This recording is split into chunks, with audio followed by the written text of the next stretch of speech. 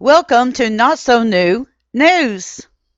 Come along with us as we continue to discover an Appalachian time gone by.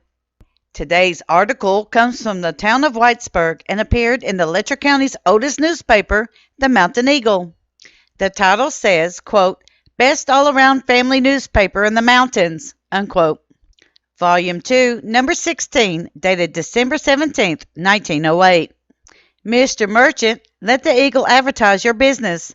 Rates reasonable. Mr. Merchant, let us do your job printing. We guarantee satisfaction. Special narrator's note. The cost of the paper is $1. According to the CPI inflation calculator, as of February 2024, the value of the $1 would be worth $33.52 in today's economy. We calculated this because the amount for the newspaper in 1908 was very surprising to us. This was not a special edition, but a regular edition of the paper.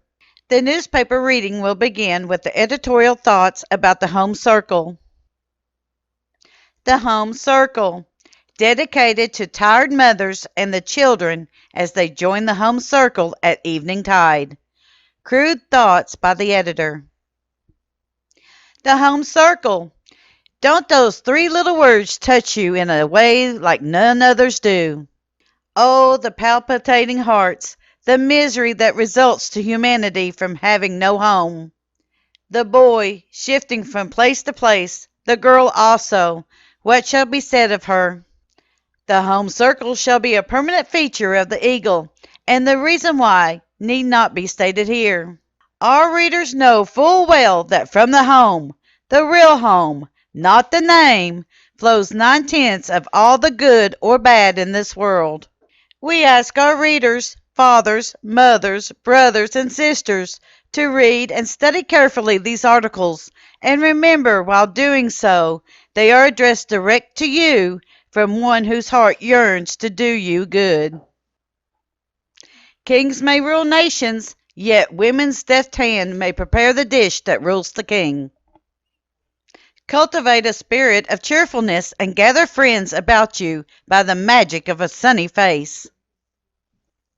When a man is a success, he claims the credit. When he is a failure, he finds some woman to blame for it.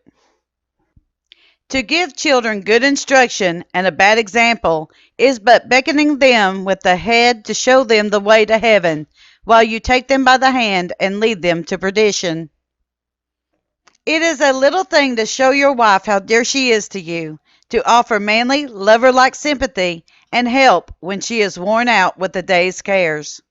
Yet these little things go far to make the home a nest of happiness and to keep the wife what she was in the sunny days of courtship. When the economy becomes chief end and aim of existence, a sort of domestic god, before which all must bow down, the happiness of the home is likely to be sacrificed. Every expenditure that would give pleasure is beyond abeyance until such a time as the family feel that they can afford it, and as a rule, this time never comes, and the pleasure is relinquished. There is sweet music in every home where heartstrings are touched by gentleness and courtesy. The mild word, the gentle answer, the tender act, the patient considerateness will touch chords of kindness and make sweet melody in the family as everywhere. A desolate, dreary place is a home devoid of those little courtesies which are practiced in the best social life. If you wish your children to be respectful to you, then you should be respectful to them. The boys and the girls who are spoken to in a harsh, rough tone of voice naturally fall to the habit of responding in the same way. Parental dignity and authority may be asserted with the utmost firmness and yet without coarseness or arrogance. In fact, it cannot be well asserted in any other way. A rude father or mother is likely to have rude sons and daughters. A mother is truly our guardian spirit on earth. Her goodness shields and protects. She walks with our infancy, our youth, and our maturing age. even sheltering us with her absolving love and expiating our many sins with her blessed prayers. And when our mother, with all her burden of love, her angelic influence, her saintly care, ceases her beauteous life, how much we lose of home, of happiness, of heaven, no one can reckon, for our mother was none but ours, and we can only know how holy she was, how sacred her memory must be. It is difficult for a woman who has led an active life as a housekeeper to become a passive member of her son's or daughter's home. She likes her old ways best. She longs to show the younger generation how they are wasting their resources. Youth will only learn by experience. It represents interference. And so there are misunderstandings and unhappiness results. A woman is always happier in her own home, with her own income, however small it may be, than in a home of another, even her own son or daughter, though it be a home of wealth and lavish generosity, where there is an earnest desire to make her comfortable and happy. The great event in every young man's life is his awakening. There comes a time when he's aroused from the dreamy carelessness of boyhood by the opening of possibilities of life.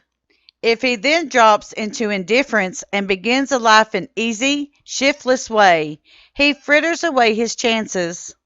If he comes to a deep, earnest purpose to be his best and do his best, he arrives early at the highest rank among equals in the business, profession, or trade. Enthusiasm leads him to attempt the seemingly impossible. Energy will achieve the marvelous. Effort will seize transcendent leadership in the chosen sphere. These forces in youth look forward, while age looks backward. They make youth look radically venturesome, while age may look conservatively cautious. Youth may make mistakes, but is doing something. Age, less active, may less mistaken. It is well for enthusiasm and energy to be guarded by experience, but not to be paralyzed by fear. The rose of Florida, the most beautiful of flowers, emits no fragrance. The bird of paradise, the most beautiful of birds, gives no song. The cypress of Greece, the finest of trees, bears no fruit. Dandies, the shiniest of men, generally have no sense. And ballroom belles, the loveliest of created creatures, very often ditto. A girl who is brought up to earn her own living will never just settle down to nothing. She will understand the value of money, having earned it, and can give her husband wise counsel and sympathy in his business difficulties.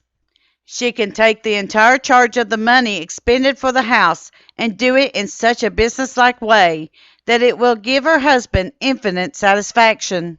She can earn a little something for herself perhaps, and at least she will have the comfort of knowing that whatever happens, she will fall on her feet. If her husband dies, she will be able to do something toward the support of herself and children. And we think a woman who has sense and intelligent enough to be self-supporting is always more respected by her husband and by everyone. This concludes today's reading of Part 1 of the Page 1 of December 17th, 1908 Mountain Eagle. We at Kentucky, Tennessee Living would like to thank you for your continued support as we bring to you the history of the Appalachian Mountains.